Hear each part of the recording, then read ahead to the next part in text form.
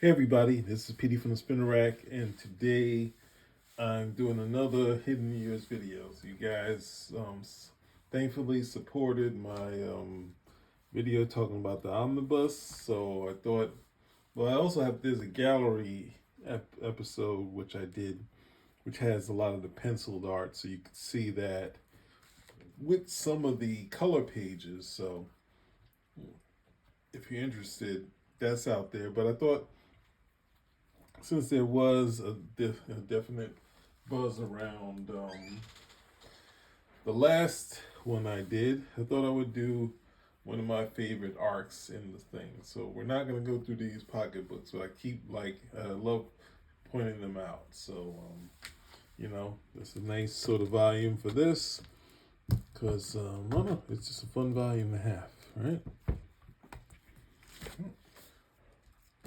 So here we go. We have this arc after the first 12 issues. Angel was separated from the teams past the first storyline, which was in the Savage Land. Him and a character called Avia. She and Angel are kind of transported to these wacky criminals, and it leads them to some of the other leftovers of the Brotherhood of Evil Mutants. So that's the thing. But I just wanted to get to this story. So at this point, what else can I say? I guess that's about it. So last thing I will say, I will say one other thing. One of my favorite X-Men characters is the Angel, right? I related to Cyclops and his kind of struggle and him kind of being quiet, but at the same time, for some strange reason, Angel was 180 on the other side of that. Angel being a character who, outside of having his having to wear some restraints to hide the wings, he was the one who was enjoyed his power the most. So that sort of thing of his character was enjoyable for an X-Men character who wasn't someone who had a struggle with his power outside of putting on the restraints. He was kind of the he was like a little more like Cyclops struggling with the thing, or Beast struggling with shoes. I guess you could say Rogue, stuff like that. So, took a liking to him in the Kirby run, and I think I bought the Champion, so he kind of became my, reading Amazing Adventures, not the original series, and Son of Origin, which is connected to him as a character. And it's interesting reading the older comic books and seeing that he had interest in Jean also. And I didn't want him to take away from Cyclops, but at that time, Cyclops and Jean were already an item. Seeing when Jean was pursuing her, and Cyclops was interested, he didn't, outside of the initial point where he kind of knew that Jean liked Cyclops, and he never really stood in the way of that. So he's, I know that people go to, I think I got into an argument. I'm still rambling. Sorry, guys. I got into an argument. No, I didn't get an argument. There was something online on the Facebook site for Byrne, the Byrne victim sites, where they were saying Byrne, I guess they thought he was supposed to talk like Thurston Howell the third. So there's like, he's saying, he said something, said something in slang, and people were kind of like, it's the wrong voice. It's like, I don't know if anyone had read Angel to know that, what his voice sound like. So anyway, let's go on here. Yeah, Cyclops and Jean in this nice setup, right? And Jean's not sure where she's at. And Cyclops is putting some moves on her, right? And ultimately, Jean realizes it's not Cyclops, it's the Blob, right? And the Blob of the Mastermind, and Mastermind says, his illusion powers has some limitations, especially against someone with telepaths. So he would have to figure out a strategy to really take her on. And he said it was worth a shot. And if you'd only done your job properly, this is just great. This is like, outside of having Quicksilver in this series, it was just good to have these characters kind of going at it, right? And seeing these guys that are just out here for profit, right? So as we move on, we have another subplot going on, right? Where we have Ashley Martin. Her powers have come to life, where she's able to control a Sentinel, and the Sentinel is trying to get the mutants, even though he follows her controls, right? So there's a bunch of storylines going on at the same time right here, right? So the Sentinel starts to rebuild itself because that's how it got here, and we go to the Savage Land. They just escaped Magneto's clutches, and Iceman sees their ship, so he's going to get them out of here. Luckily, so a lot of stuff has been going on in this series. It bangs a lot. So it'd be easier to do it from the beginning. So there was something you could backtrack, but I'm going to keep going, right? Because you'll catch up, right? This is how I used to read comic books, right? So Iceman shows what he can do, and we're going to get them back, right? So at the same time, we get to our heroes. An Angel is trapped, and they're kind of catching up, but at the same time, he's wondering why his girlfriend is in Marvel Girl's outfit, right? He says it's a long story, but he can't really talk about it now, why she's here, right? And that's going to lead to this whole story. So we've had all this stuff, which was the subplots that were going on. It's going to lead into this next story, right?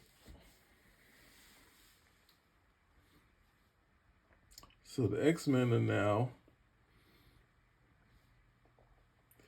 set up for this circus. And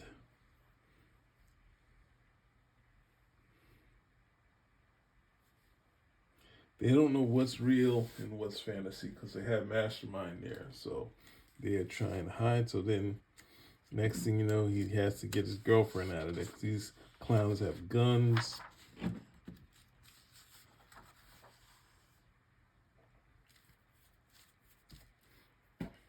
And as they try to do stuff, Cyclops is trying to use his power, but the illusions are keeping him from knowing what's going on.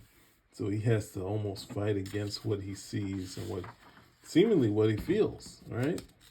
This is how crazy and nutty the illusions are. So he's able to get through the illusion and realize he's knocked down, what's the name? But at the same time, the illusions are getting crazier, right?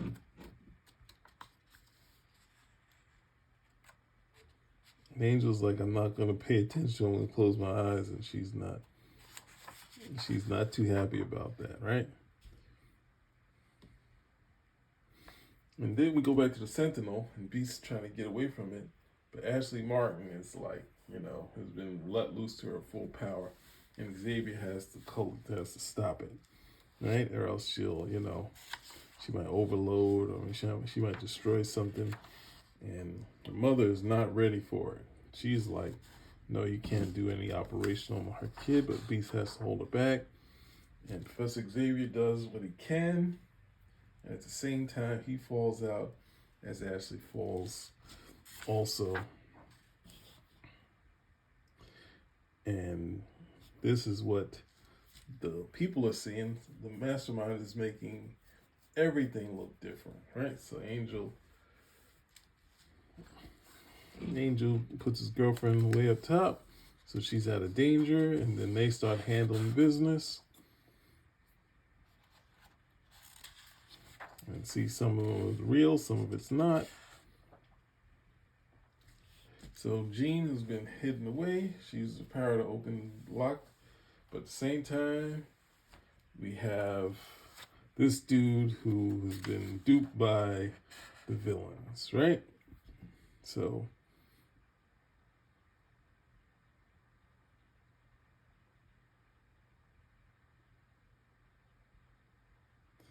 and they realize there's something going on in the Himalayas, but they're gonna wait for the heroes, right? And at this point, we get to the story at hand, right? So we see Angel's uncle and his mother, and they're about to get married because Angel's father was killed by his uncle, right? So there's a bunch of multiple stories going on, so that should keep you up to speed. It's kind of tough to do that, but I didn't want to go through doing that. I wanted to give you my favorite. So we get into it. The X-Men versus Dazzler, and this is takeoff of one of Neil Adams covers, the original Dazzler, right? So we still have these three storylines going on, right? You got Iceman and the new X-Men of Havoc and Polaris. We have Xavier recovering with Ashley Martin. We got Cyclops and Angel dealing with the circus, and we have Jean taken out by this gaunt character, right? So we go back to where we saw, and then they handle their business. And Krueger.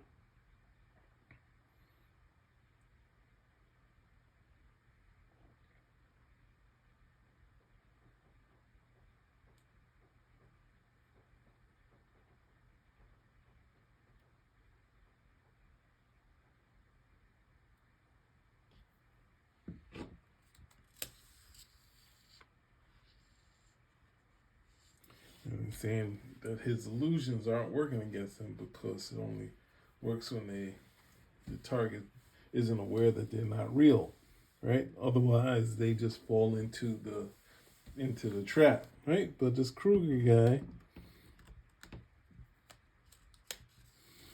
and using his powers to shut down her mind, right?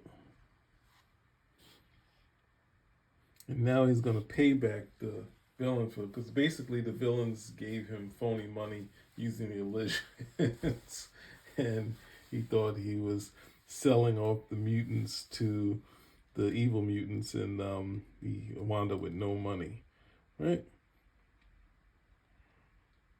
So here it goes back to Xavier being the mutant expert. He's known to the world as a mutant expert, and he is helping out the police and the locals dealing with the stuff, right?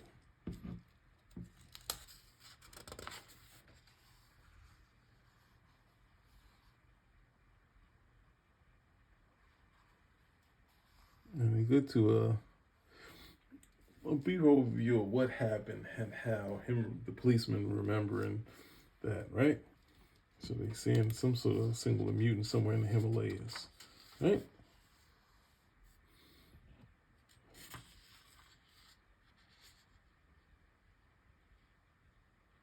When they got there, they came back to the mansion. It's a mess. That's another story which we're not going to get into, right? But then the illusions start to fade.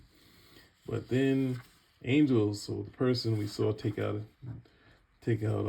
Marvel Girl, is sapping their powers, right? And he runs into the evil mutants that were way powerful, and now he's taking away their power because he's a mutant himself, right? And able to take care of Unus with his sort of deformed. They're not mutants. They're just kind of misfits and misshapen people, right? So now the circus is coming after the X-Men, but the X-Men are well prepared to deal with this. Now this is the cool part, because most of the time, Angel and Cyclops, they just looked at as not Wolverine, so they can't fight. And this is cool where they just kind of say, we can just take these guys out on our own, that they have some fighting ability, right? And they realize they're not ready for this, so they start running. and they handle us, but they got, he doesn't know, the thing is, he doesn't know this is Marvel Girl, so his powers doesn't work against a regular human, so Candy Seldom saves the day. She's one of my favorites of the superhero girlfriends, right? So they have that and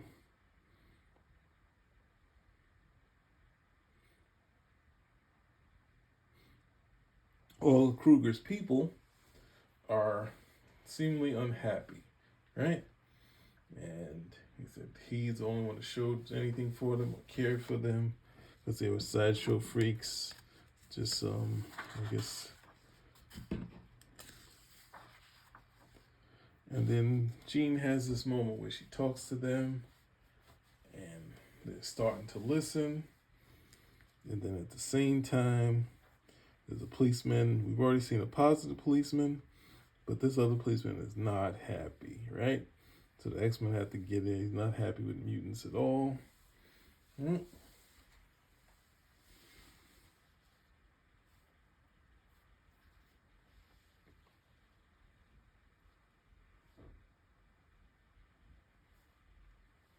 And Candy gets to notice how badly they're treated, right? And then Angel's still like, who's the person who basically saved her? Where is she? Which is this mutation of all these characters that were in the Savage Land. So he finds her, person who saved him, and she's wraps herself around Angel, right? So, and then right where his girlfriend is there. And then see Cyclops looking like he's in trouble, seeing Angel in trouble. And Candy is a little more understanding than most people, which is what I liked about her, right? And we see Avia, she just knocked out. But basically, finally, why is his girlfriend here? She's here to tell him that your uncle's about to marry your mother, right? So his father's brother, right? And then it gets to the line that's from Shakespeare. Yet no more like my father, denied to Hercules, right? I spoil something that's going to be set up there. And I love this page here, right? And you realize Angel's been kind of close to the vest about stuff, right? He didn't tell him that he got into a fight with his uncle after his uncle killed his father and he thought his uncle was dead, right? And they said, you should have told us this stuff, right? And he's kind of like close to the vest. And the Avengers, I said the Avengers, the X-Men are on the road, right? So they're off. Iceman is like, hey, what about Cyclops? What about Havoc and Polaris? Why did you keep them out? He said, well, it's Angel's call. It's his thing. And they're having the chat while Angel's like, trying to do his thing separately. And Cyclops is like, hey, did you do a little mind nudge to those, not to the circus freaks, right? But what is it? The Krueger's people. That's a better way to say it, right? He said, man, I've probably done something that Professor Xavier would do. And he's like, he's not really happy about it. So he said, I kind of wish she wouldn't do that, right? This is a great shot up here. Then walking, Angel has his harnesses on. So you see how large it is. And the cool part of comics that you can cheat and somehow his wings fit in. So we get a little flashback, right? So the original team all back together after being on another, run all across the globe, right? So he killed his father, realized his uncle, he kind of unmasked Angel, and at the same time he can't save Candy and Dazzle at the same time. So his uncle went down, right? So he thought everything was handled since he murdered his father, and they run into the doctor who delivered Angel, right? He said he can be trusted. And then Angel remembers the line, no more like my father, tonight to Hercules. And they walk in there, and Dazzle is there. His power is pretty immense, right? And then, but someone's there to stop him, which is Angel's mom, right? And she's happy to see him. And they realize that his mother's a little sickly, and this could send her over, this could kill her, right? So Angel's that stuck where he can't really do anything, right? So we get the idea of what's going to happen, but how we got there, we don't know yet, right? So this will be the last part. So we had our crazy every story at once, a little more uniformity, and then we get to this one, which is Death Be Not Proud, right? So this one is kind of backtracking a little. So if you just picked up this, we see them flying home, so we get some bits to how Iceman got involved, right?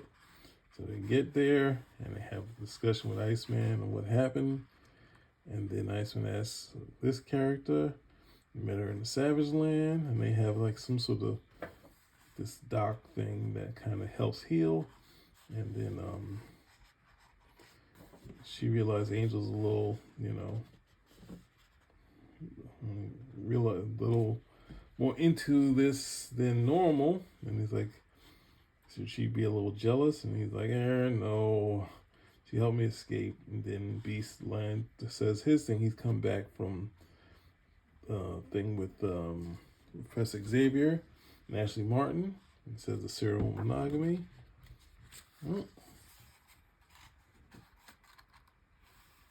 So they have a talk.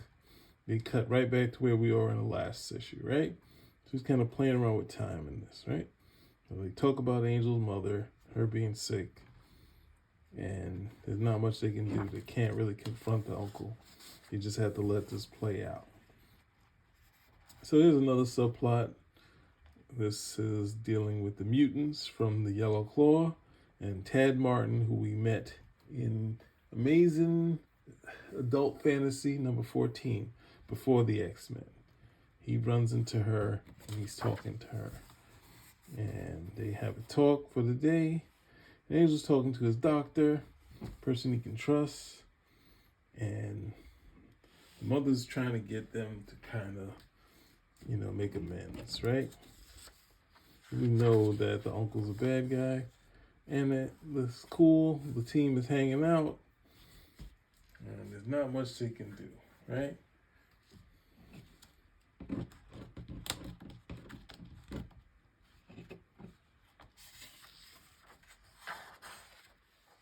And his uncle's kind of been able to block his mind from Jean's abilities, right?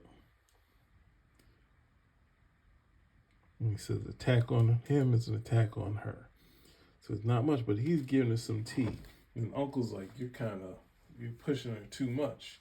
This is going to push her over the edge. And obviously it's just a money ploy to get the Worthington money, right? So then Lorna comes back, but she's been away for a long time. Here's another seamless model that's been put into the thing, right? And they decide, hey, we're X-Men. We can check on the mutant out in the Himalayas, right? We're off to Shangri-La, right? And the mother's out there. She's got a wedding dress on. She walks out and she passes out. And at the same time, they know she's close. Beast noticed that something's going on with her lip, that she has some oxygen issue. And at the same time, Dazzle plays his hand. A little too early, right? But he has the X-Men in his gaze. They can't do anything, but one person was prepared before him, and we can guess who that was. And Cyclops saw when his uncle came in, he ducked initially, and Angels had it, right? He bust out of his restraints, and he just beats down his uncle, right? Now, this is something that no other person plays to but Byrne. That Angel's a little tougher than a normal human because he has to fly, and at the speeds he flies at, You know, it could be, you know, when he runs into stuff, you know, it could be damaging to him being just an ordinary human. So, and it's not supposed to be the mutant version of a bird, because Avia is kind of the mutant version of a bird because she has, you know, wings on her arms, right? Her arms are wings, right? So Angel is something different. So it's not supposed to be a bird and eagle eyes and that sort of thing, hollow bones. So Byrne kind of just plays Angel the way Kirby did. Outside of Byrne's Angel is has speed too, right?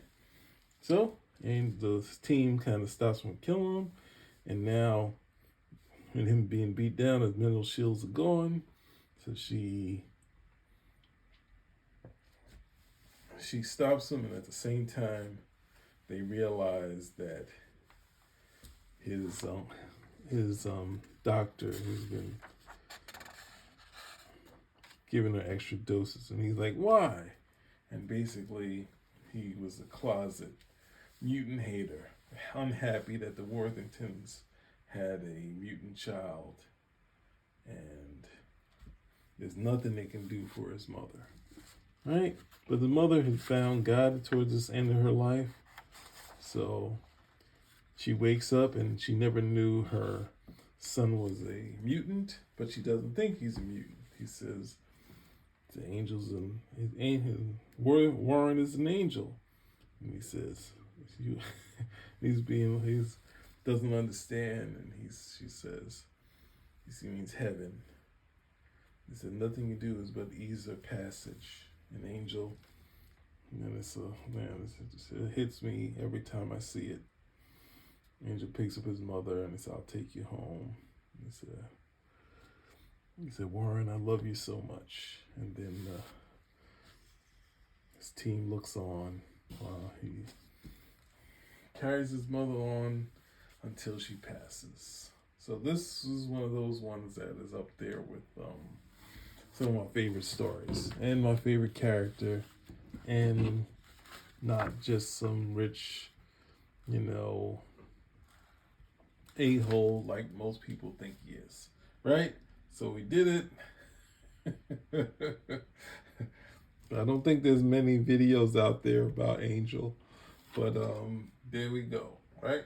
We got a great Angel cover, one of the best stories with him, and instead of just being you know, pincushion, this is a great moment, right? So I guess that's about it. Spinner out.